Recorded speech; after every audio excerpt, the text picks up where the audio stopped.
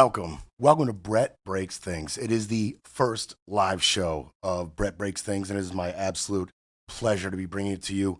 To everybody who's joining us for the first couple of shows, welcome. You're here on the ground floor. You're getting in on the ground floor, especially with the live broadcast. Now, we did do 3 weeks of dry runs. I needed the time. I needed to be able to do this. I needed to learn how to do this. We had 3 weeks of dry runs, and you can check out that content on a few of our platforms. We've got the website, www.brettbreaksthings.com. The YouTube Scout's looking at me. I'm ancient with the W. Yeah. Did you really just say www? That's not how we should start it. Come on. I'm 64 years old. I can't break old habits. Anyway. www. Scotty. I'm going to get to him in a second. But you can check out some of the previous content. I hope you find value there. If you are delighted by my miscues, my mistakes, and just kind of my general incompetence throughout that period, I promise you, incompetence will be a consistent theme on Brett Breaks Things. So if that's what you enjoy, you'll get plenty of that. That's a promise. But we are live. We are live. And I just want to say a couple things real quick before we jump into what I've got to get to, and I've got to get to a lot. I want to say my support, the support I have received during this 3-week period, and when my plans to do this were unveiled around my wedding, right around that time, the Randy Roadshow ended, a lot of changes in my life, and we decided to give this a go, all in. In that time, the support I have received from my family, my parents, my sister, my amazing wife, Tony, it's unbelievable. And they are either little Daniel Day-Lewis's, like I'm talking master thespians, or they have an unreasonable amount of confidence in what I'm doing. It's one of the two.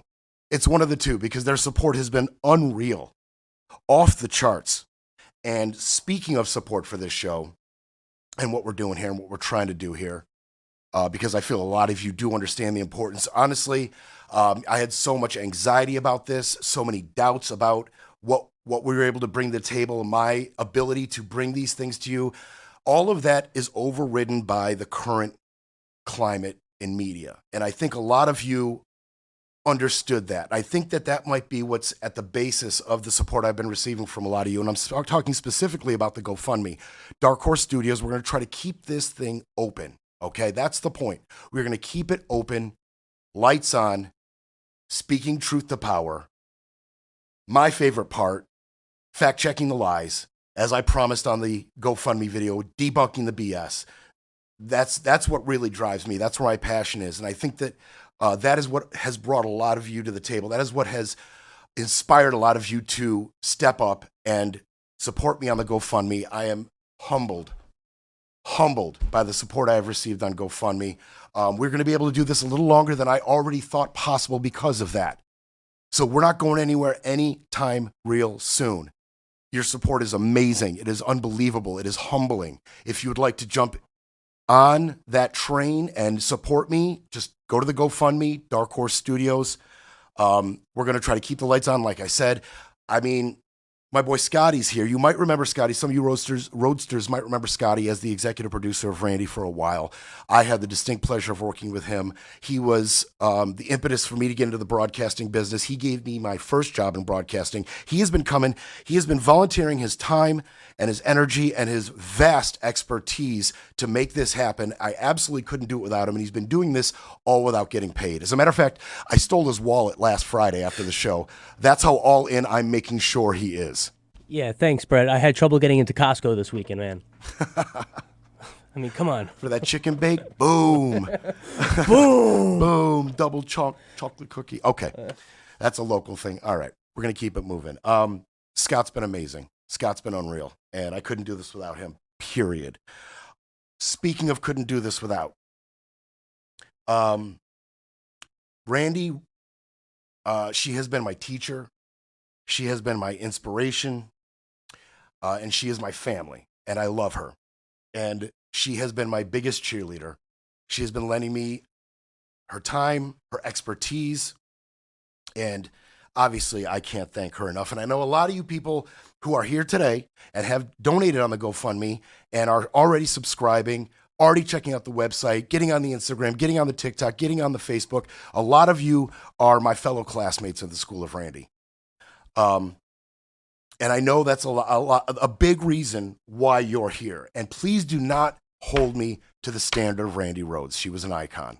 Okay, please don't hold me to that standard. But I will say, one of my greatest pleasures of working with her and for her was being able to take the phone calls and creating relationships with a lot of the fans that would call in. And by the end of my run with Randy in the last few years, a lot of you called in just to talk with me.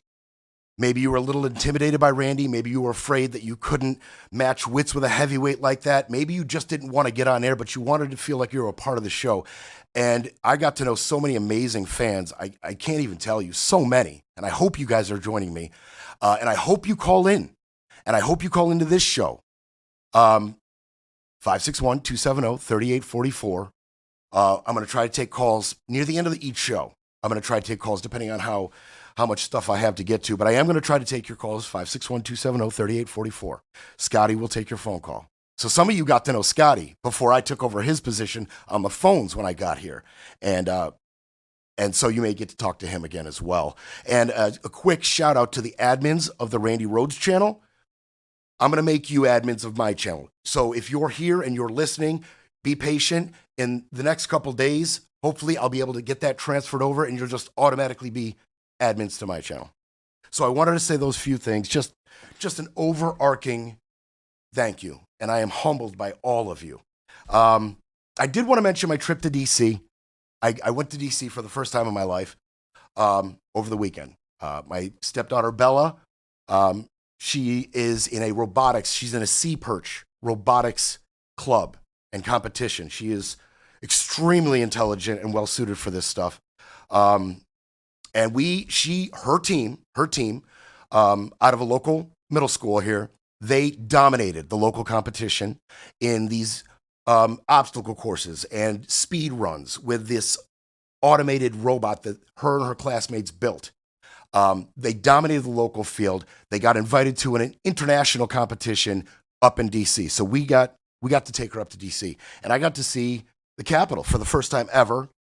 Obviously awe-inspiring, obviously. And I want to just apologize to Tony right off the top. My plan was to make a bunch of videos, right? I was going to go to each monument. I was going to do some videos, and I did make some. We'll see if I end up posting them. But so our first stop was a beautiful view of the White House. And Tony, she was hesitant because she knows me. And we pull up to the spot where you can see the White House. And there was like maybe 20 people milling around. And I say, okay, here, hold the camera, hold the phone, wide shot. Here we go. I'm going to shoot a video. And she had this look of consternation on her face. She knew it was coming. And the first thing out of my mouth is, behind me is where the fascist Donald Trump lives, siphoning dark money into the government. It was super volatile rhetoric. And everybody around was like, oh, geez. One of the uncomfortability, Randy used to talk about shared social experiences. Well, those 20 people all shared that experience of being horrified by this dude, just way too loud and the rhetoric way too volatile. And she just, as soon as I got rolling, she put the phone down and her and Bella just walked away. They made some space between me and them. And so I did a few more times. I did one in front of MLK. That was a thing. I did a couple more. We'll see if I post them. And I did make it to the Smithsonian. That was actually amazing.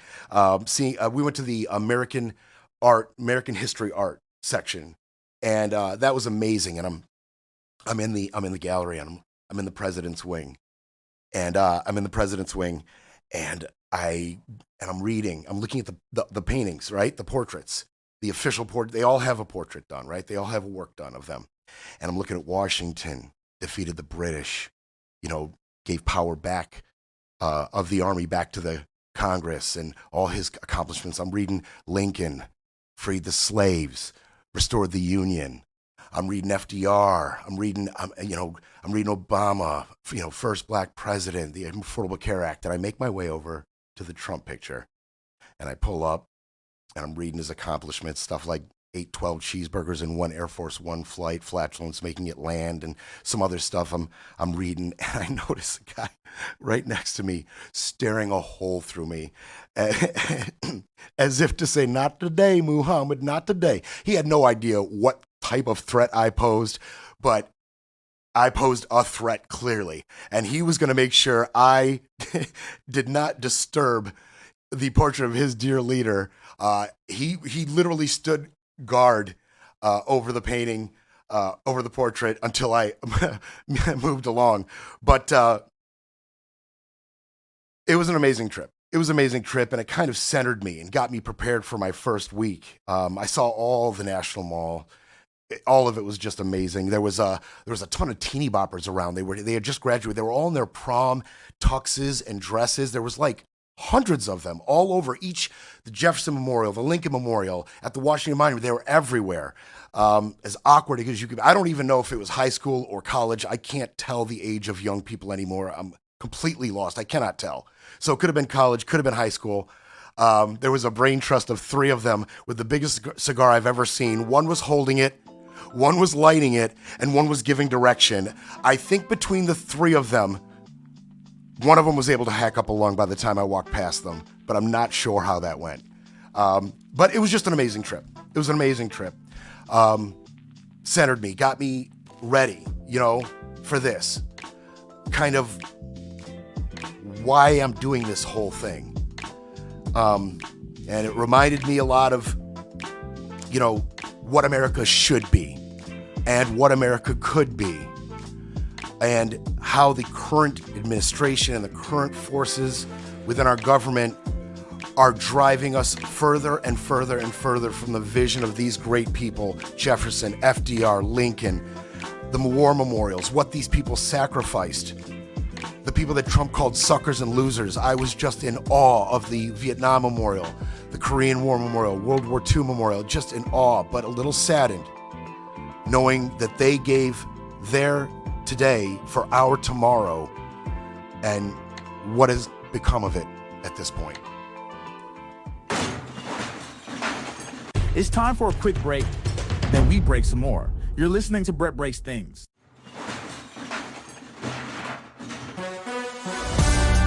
You're back with Brett Breaks Things, because democracy doesn't defend itself.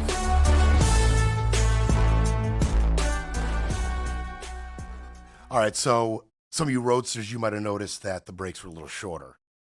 We're shooting for shorter breaks until we have a reason to have longer breaks. Right now, we're being broadcast on our YouTube and Randy's YouTube. We're going to be live on our website going forward, Facebook going forward. I try to go live on Facebook immediately, but you have to have X amount of followers and have been incident free for X amount of days, and we haven't reached that threshold yet. But we will be live on Facebook as well. But it's important to note that those of you watching me on Randy's channel, this isn't going to be static. It's going to change in a few weeks.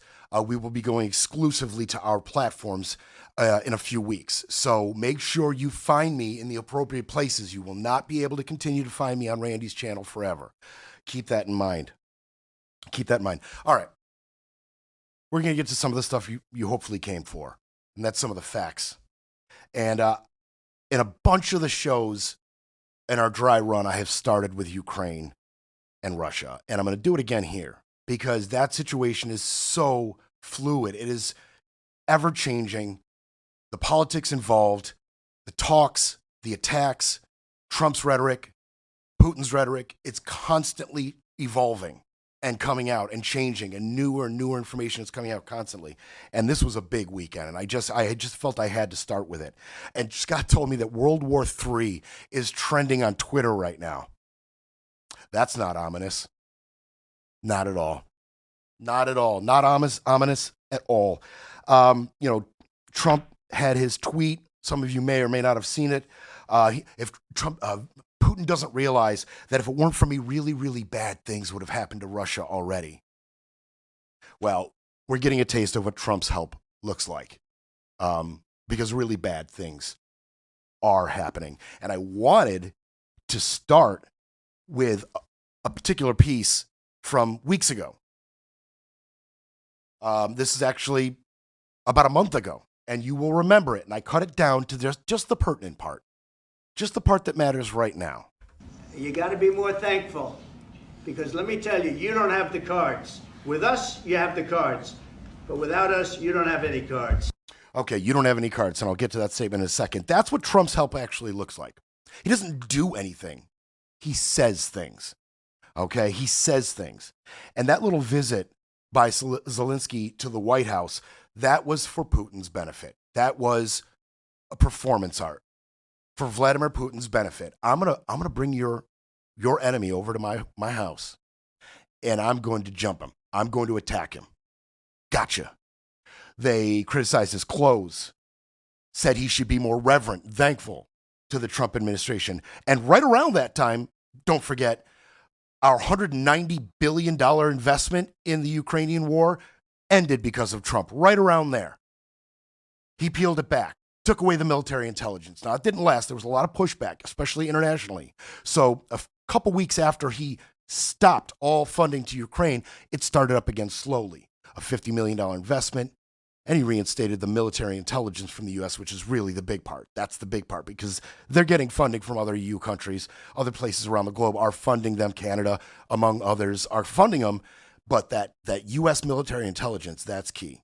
Okay? So he attacks Zelensky in the White House, attacks his clothing, insults him, pulls his funding. That's the help that Trump is referring to. Just let's be clear about that. That is the help that Trump is willing to offer Putin. And he says that Zelensky has no cards. And Zelensky is a master negotiator. He is a master politician. He is ingesting this toxicity in real time in front of the world and just composing himself time and time again. He barely gets demonstrative. You would barely know that he was being triggered a little bit by these comments, but he just ingests it and he gets good with it in real time again and again and again. He was masterful. He was great. But it turns out Zelensky did have cards.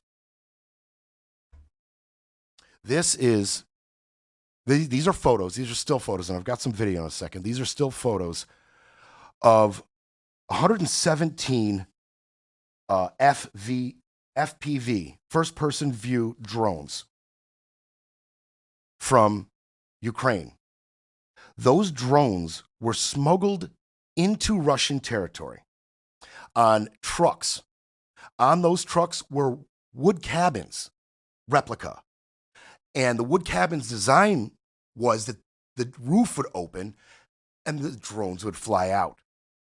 Very close to 4, depending on the reports you read, 5 air bases in Russian territory. We got video of that. Hold on. Вот он. There he goes. Опять взлетел. Откуда взлетает, ничего не понятно, блядь. Вот он, клоун, блядь. Оба ни с того ни с сего, сука. So that's one of the drones coming out of the truck. I mean, this was well planned, well thought out, well coordinated, and well executed. So, and I've got one more video of the actual strike.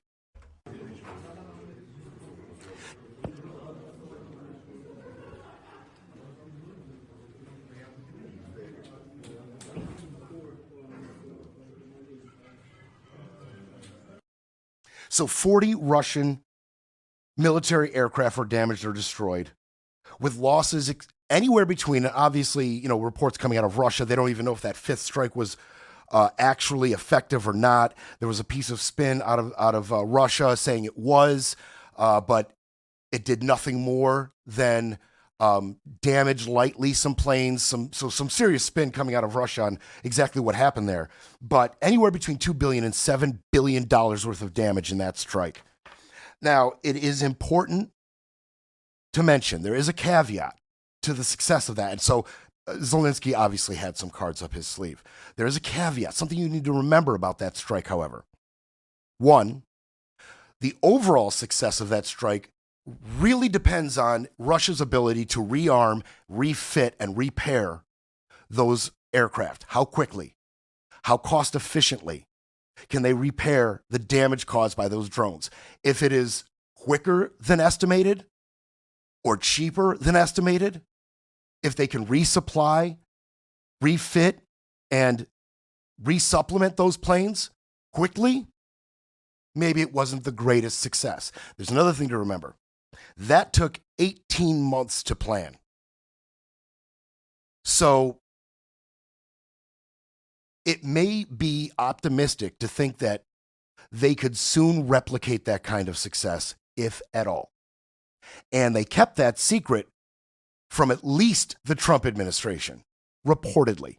Reportedly, Trump had no idea they were doing that. Why would Zelensky show Trump his wild card that he didn't have? Why would he?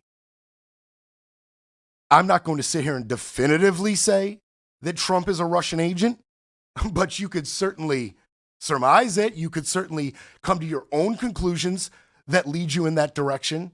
We've talked about it ad nauseum on Randy's show. I mean, if you were to believe the Steele report, and a lot of people don't, but if you were to believe that, he certainly is. The compromat that might have been collected by Putin and his visits, they've got business dealings, the Russia hoax, they've been in bed for a while, whether Trump wants to admit it or not. He won't call Putin a dictator. He won't even admit that Russia started this war. He blamed Zelensky. In that meeting I showed you earlier, he blamed Zelensky. So he won't call Putin a dictator. He won't even acknowledge that Russia started this war. Won't acknowledge who's at fault here and who could also ultimately end it if they please. Okay, ending it. So there were peace talks. See, here's the thing about that attack. 2 weeks ago, there was supposed to be a peace talk. There was a peace talk in Turkey. Zelensky, it was reported that Putin might show up, that Zelensky might show up, and that Trump might show up. And as I reported, and as I told you in those shows, none of the cool kids ended up showing up. It was just Rubio and Medvedev eating Rice Krispie treats and drinking Sprite and playing Mario Party. It was a big nothing burger. There was some prisoners exchanged. But leading up to that talk, there was a renewed strike inside of Ukrainian territory, specifically in Kyiv. There were scores of people killed, hundreds injured in residential areas. He timed that, Putin did. He timed that right to coincide with the talks that Trump had touted would be his chance to bring this to an end. Because don't forget, day one, I'll end the war. Day one, I'll end the war. Day one, I'll end the war. On the campaign trail, every day, day one, I will end the war. 100 plus days in, the war is raging as hot and heavy as ever. So Trump looks like an idiot. And the strikes in Kyiv coincide with those peace talks 2 weeks ago. And that was to strengthen Russians' position. The more damage they can do, the more they can convince Ukraine that they are in a weak position and that we can get deeper into your territory and take more of your valuable territory and resources and cities, the weaker that Ukraine's negotiation position is. And so this is the exact same thing in the reverse, in my opinion. There were peace talks today in Istanbul. Today, Defense Minister Rustem Umerov was there from Russia, and Aid Vladimir Medinsky, you might have heard that name. He's a presidential aide for, Umerov is the Ukrainian defense minister, I apologize, and Medinsky is the Russian presidential aide. And they showed up. The cool kids didn't show up again. That's to be expected at this point. The cool kids didn't show up, but those guys did. And they hammered out another prisoner exchange, but nothing was really settled. And what those strikes inside Russia, what they really were more chips for Ukraine to bring to the table. That was to strengthen their position, to make Russia a little more uncomfortable in the face of these talks. That's what those strikes were. And so we'll have to see how quickly Russia can repair this, can fix this, can recover from this. We'll see if Ukraine has the capability of a similar strike to this in the future. A month from now, peace talks will resume. But right now, pretty much nothing was settled, as both sides feel that they have a strong position still, and they're pretty far from agreement. Breaking politics, Breaking narratives, breaking news. But you're back with Brett Breaks Things, because silence isn't an option.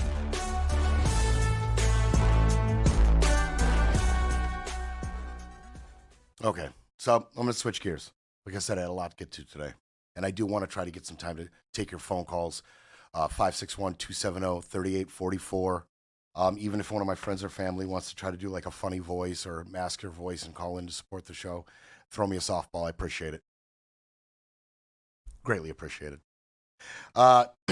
So I'm kind of focusing on what's on everybody's mind right now for today's show. What's kind of trending a little bit, and we're gonna do that quite a bit on this show. Like, I'll have things that I want to talk about, things I want to get in, evergreen stuff that I could talk about at any point. One thing, for instance, that I can't wait to do a deep dive is go grab all that video of all those Republican senators and House members and nominees for the Republican nomination in 2016 talking about Trump, and then some of the newer, Republican representatives speaking out against Trump, ex-members of the Republican Party who have been forced out, the Cheneys, the Kinsingers, the Boltons.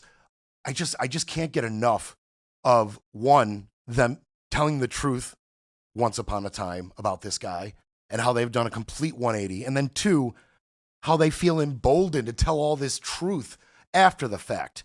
I take it with a grain of salt, but it's still, there's a part of me that just really enjoys it, and I think you do too. And so that's one of the evergreen topics that I'm going to get to at some point. The NRA, gun laws in this country, school shootings. At some point, I'm going to do a deep dive. What's really unfortunate about that is I probably won't do it until another tragedy happens. And there's something really, really sad in that. Like, if I was doing these children a service, I'd bring it up every damn day. But we just can't do that. We could, but it wouldn't make great television, I think. Wouldn't make a great podcast or radio, to be honest with you, every day. To just focus on that. We'd miss other important things. But we are going to focus. Like, I'll have things ready at the end of the night when I hit my head hits the pillow. But then by the time I wake up, so much may have come out. I mean, this guy Trump, love him or hate him, I mean, the dude's newsworthy. He's newsworthy. He has been entertaining. It may be entertaining like a car crash at sometimes, and cringe at other times, but it's newsworthy. So I'll wake up the next day, and what I have planned is it's going to go out the window. But we're going to be able to stay on topic today, I think. And one thing that's being talked about a lot right now is Elon. Because speaking of 180s, Elon is quickly doing a 180 on the whole deal. He was at the White House over the weekend, and I'm going to play that. But I want to focus not on Doge as much right now, and we'll get to that. But I promised to debunk the BS. And I'm going to debunk some BS from our side this time. But make no mistake, whether you believe some of the new reports coming out about Elon's drug use or not, the dude is a little unhinged. He's eccentric. I'm going to carefully tiptoe over these adjectives. Wild. Kind of unknowable.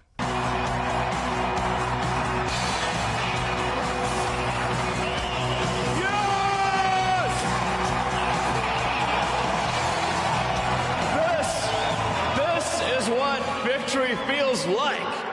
Yeah. The thing about cool kids and cool people is that they are cool, right? You give them a compliment, or they do something or say something that you like or that's amiable or whatever. They're cool about it, right? They've been cool their whole lives. They were cool in school, and they're used to that kind of attention, right? They're used to people looking up to them. They're used to people liking what they say and do, and they take it cool. What you're seeing is when somebody who's not very cool suddenly gets a lot of that type of attention, and he has absolutely no practice on how to receive it and how to act in the face of it. And he's just awkward.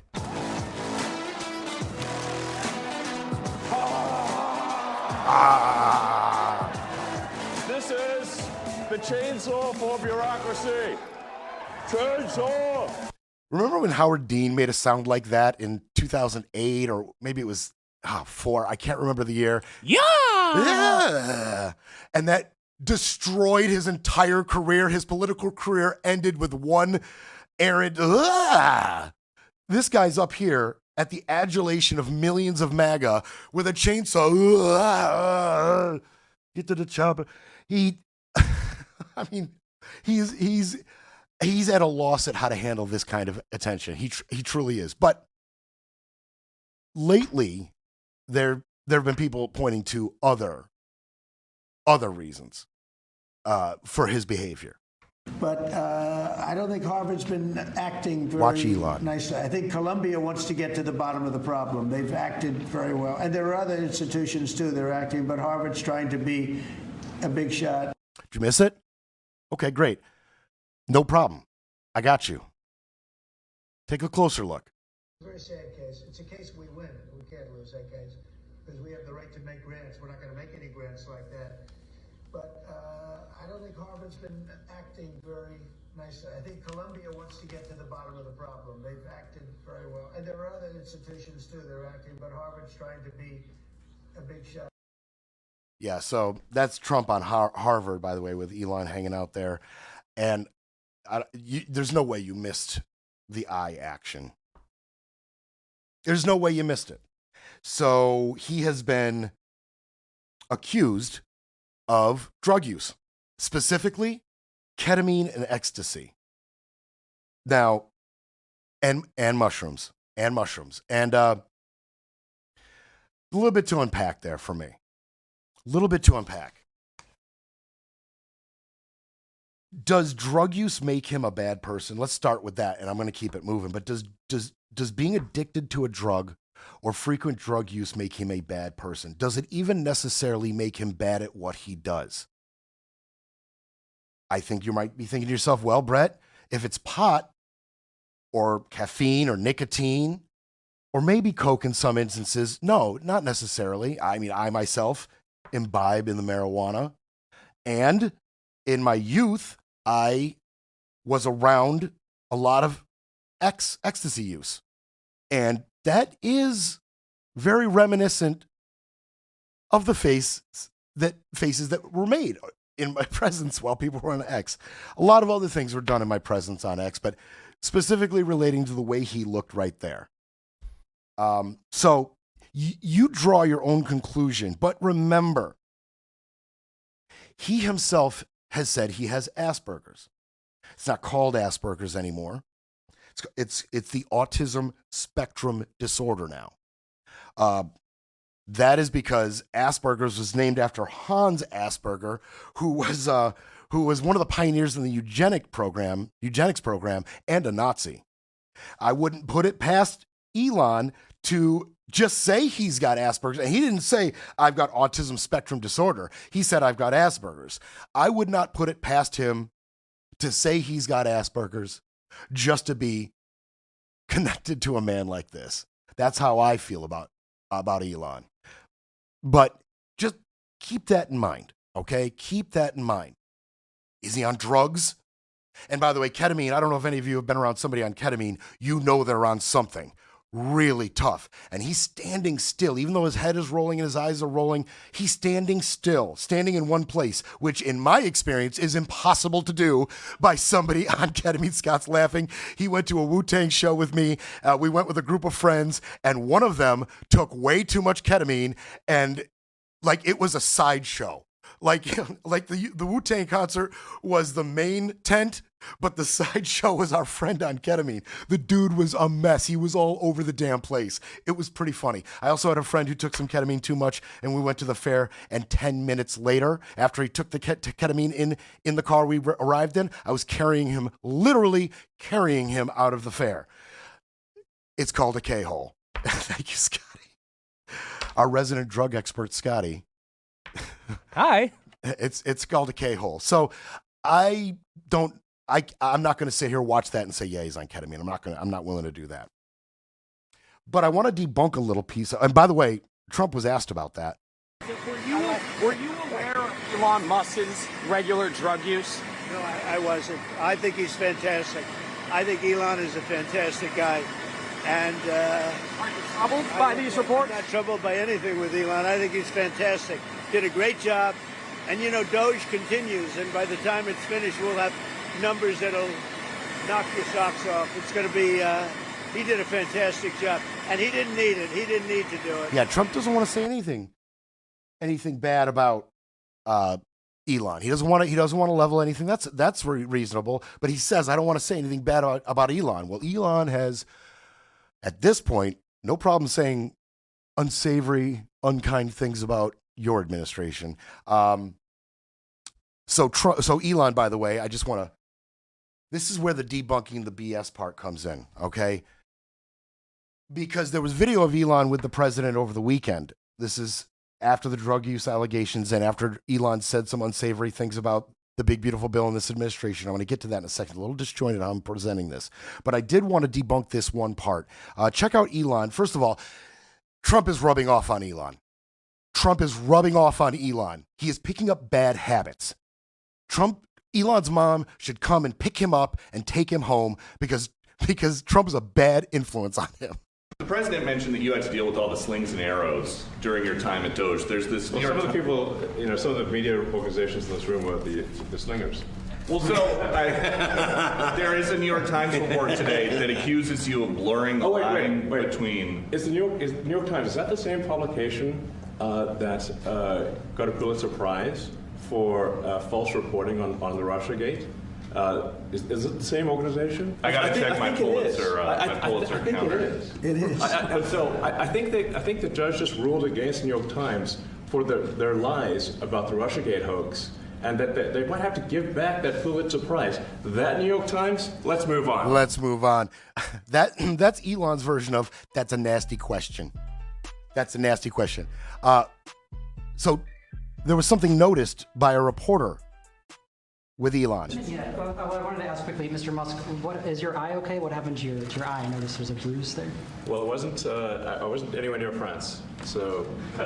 Some joke. But. What does that mean? No, I didn't notice it. First lady of France. Slapped, I didn't notice it. So, I was just walking around with little X, and I said. Okay, so.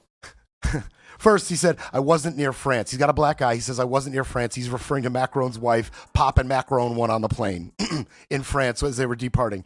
That's the first thing. Ha ha, Elon, you're hilarious. The second thing is he blames it on his daughter. Now, the current conspiracy is Scott Bessent and Elon were together in a meeting, and Scott Bessent said, Elon, what are you doing? You said $1 trillion. We've only seen $100 billion of cuts. Elon shoves Scott Bessent. Bessent pops Elon. Now, that may have happened in April. There's reports, but it was April. Not now. Not now, okay? Scott Bessent did not recently punch Elon in the last few days, leaving that little mark. It just didn't happen. We'll be back to break it all down. You're listening to Brett Breaks Things.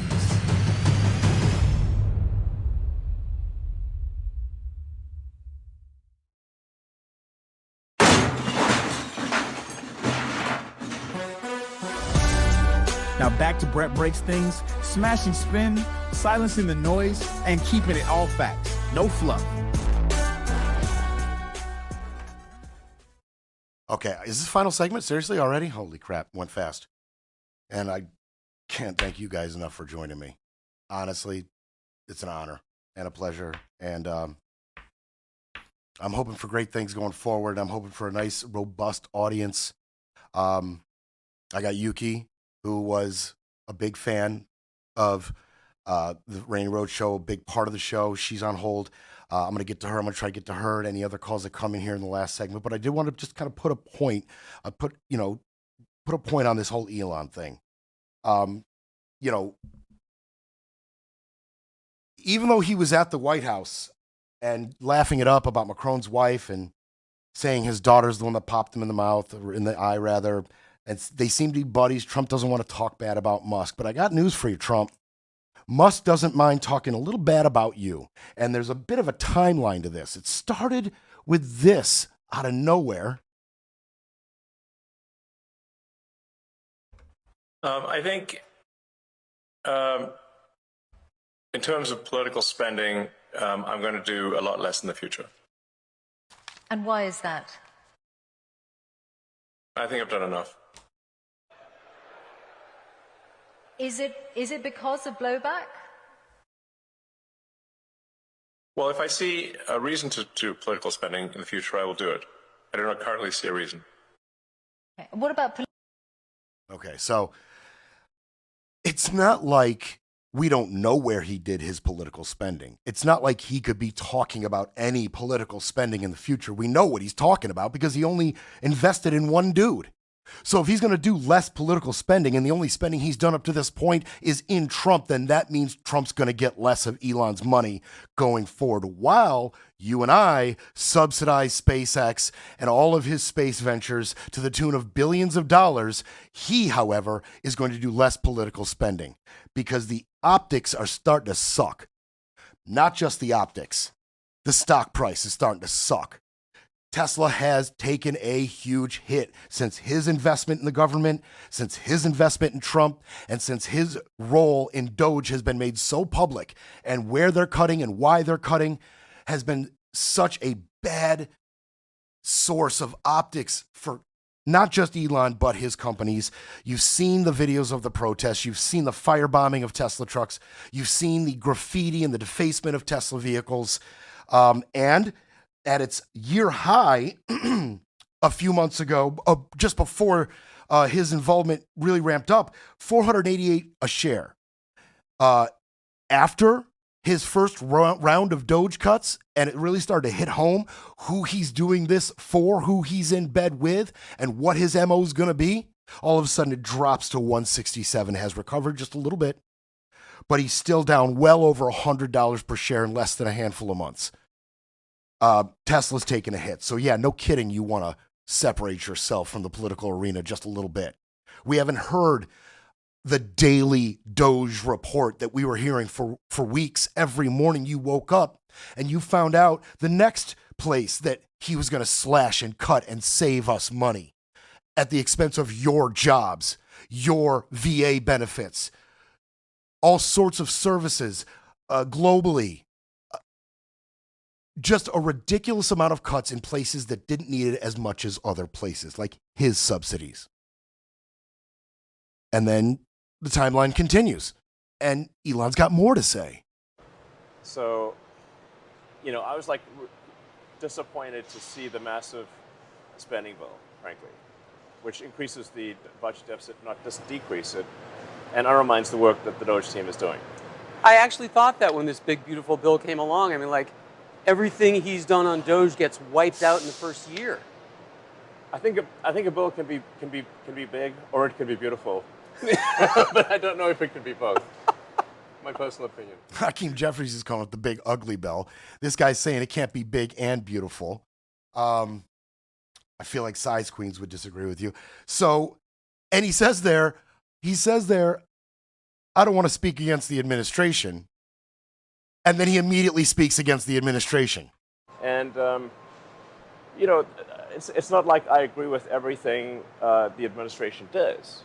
So it's like I agree with much of what the administration does, but we have differences of opinion. There are things that I don't entirely agree with. But it's difficult for me to bring that up in an interview because then it creates a bone of contention. So then I'm a little stuck in a bind where I'm like, well, I don't want to, speak out against the administration, but I don't want to. I also don't want to take responsibility for everything the administration is doing. Okay, so now I don't want to take responsibility for this administration. I mean, that is a real different tone from him standing up there during the campaign saying, I think I could cut $1 trillion, and then being ushered into our administration, to Trump's administration. He wasn't elected. He wasn't sworn into anything. He gave no oaths. He just got to fire everybody.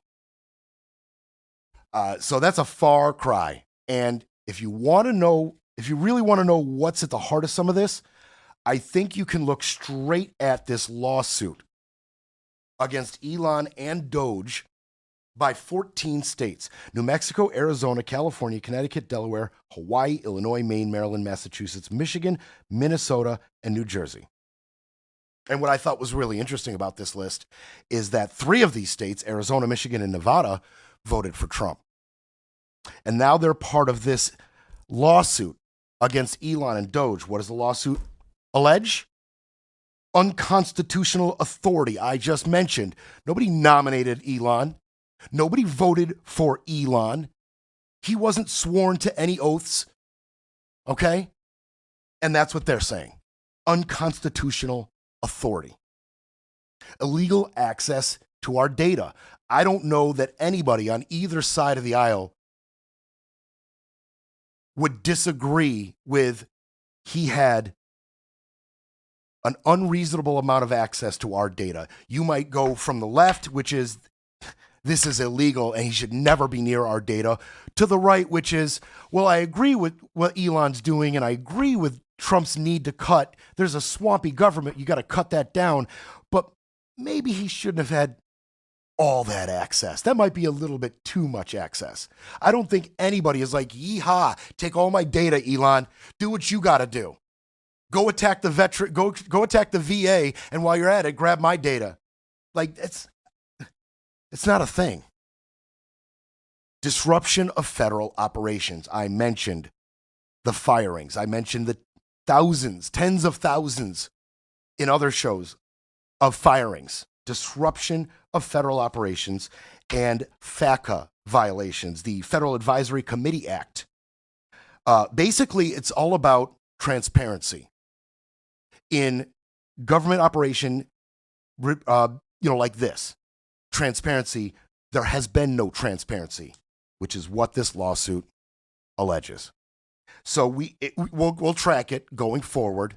It proceeded on May 28th. So it's in process now. And we will certainly circle back. Before I take this phone call, I do want to play this last one clip. Honestly, this is for you Trump haters out there. I am one. When you talk about a Trump presidency and reasons to hate Trump, a second presidency now, there's a lot of different things you can point at, okay? You can point at, the felony convictions, the civil rape convictions. You can point at his lack of legislation, all the executive orders. You can point at him appointing sycophantic federal judges and the cult-like following in the Senate and the House. You can point at a lot of things. A lot of it for me is he is representing us, and this is just disgusting. Look, he's been a sort of a moderate person over his lifetime, not a smart person, but a somewhat vicious person, I will say. If you feel sorry for him, don't feel so sorry because he's vicious. What he did with his political opponent and all of the people that he hurt a lot of people, Biden. And so I really don't feel sorry for him, but... What would it have cost him to act like a human being once? Like, that's sociopathic behavior, no? You can't just say this is a sad thing. He was a tough political rival. I may not agree with everything he believed in, but he served his country, and this type of illness to anyone is a tragedy and sad. You can't just... There's nobody around you in your ear that can say, hey, Don, the optics on talking like this about Biden in the face of cancer is horrible to everybody. It's evil. Don't do it. My advice to you is don't do it. Is there nobody capable of affecting his behavior and his rhetoric in any way to avoid that? That's crazy. And I want to leave you with this. And I'm talking to MAGA now. I'm talking to the real staunch supporters that find a way to do mental gymnastics to excuse anything he says and does. Anything. And I'm not going to go down the list. But in terms of this, I'm going to ask you, MAGA, I'm going to ask you, staunch Republican Trump supporter, if one of your coworkers died and you went to the funeral and you were surrounded by other coworkers of this person, and you heard one of them say, Bill, wasn't a fan of Bill, and I really don't feel bad about this. He ate tuna in the lunchroom, stunk up the lunchroom. He used to park in my spot in front of the building under that shady tree. So I don't feel sorry for him. You would be offended. You would be appalled. Don't tell me you wouldn't. Do not try to excuse this. I do not want to go on social media or anywhere in my life and hear anybody try to explain that away. That is an evil dude. That is a bad person. Policy aside. Culture war aside. That's disgusting. I digress. Yuki. Well, congratulations on getting your own show. Thank you very, very much. But let's hold the. So look forward to hearing from you. What do you think so far? Watching your show, huh? What do you think so far? I think you're a badass. You were trained to be a badass, and you've got so much potential talent because we need your voice. You know, we miss Randy. I love her. I will always love her. We need fresh, young talent, and you're gonna have to pick it up because what they're doing to us is irreversible, and the mega doesn't get it yet. They haven't seen the hurt yet. You know, their can of tuna hasn't went up $3 or $4. You know, their medicine hasn't went up yet. The mega always thought it was going to go after the minorities like us. No, it's going to go after them. Everybody. They just don't see it yet. They'll feel it. They'll feel it, Yuki. They'll feel it, yeah. They'll feel it. But by then, it's too late. It'll be too late. You know, it's irreversible. I mean, it will take decades to straighten this out. And they don't understand what they gave up, you know, for their kids, their schools, Absolutely. medicine. Americans, Americans, culture war aside, all of us. And by the way, Yuki, thank you very much for your kind words. Why don't you hold on to that congratulations, put it in your pocket, and wait to see if I actually am any good at this. Because although I agree with you that a voice is needed, somebody needs to continue this, I don't know that it's necessarily me. We're going to find that out together. So maybe call me back in a month or two if I have any viewers at that point, and then come and congratulate me. I'm still going to congratulate you because you know what? It takes courage to go on there and speak the truth. So thank you. I wish you all the best, and I will be watching. My girl. Thank you All right. very, very much, Yuki. Go for it, baby. Call anytime. I'm doing it. I'm going for it, Yuki. I'm going for it. Roadsters, I'm going for it. I'm going for it. Again, I don't know if I'm the voice, but somebody's got to do it. So for now, it's going to be me. And she's right. This scared the crap out of me getting ready for this, thinking about it, contemplating it, and actually doing it. It's scary, but it's necessary, and I appreciate you being here for it. They'll try to repair the narrative, but Brett Breaks Things will be back tomorrow to break it all down.